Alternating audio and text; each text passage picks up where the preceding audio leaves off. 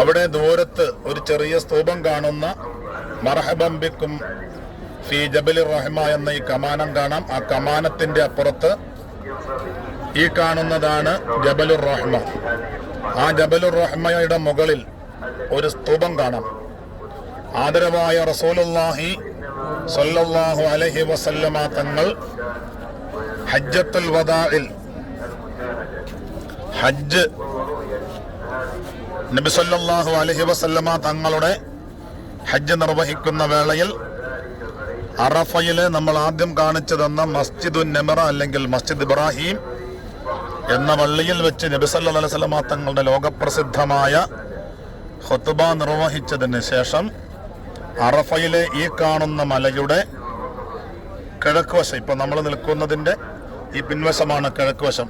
ആ കാണുന്ന മലയുടെ കിഴക്ക് വശത്താണ് റസൂലുള്ളാഹി സ്വല്ലല്ലാഹു അലൈഹി വസല്ലമ തങ്ങൾ നിന്നത്.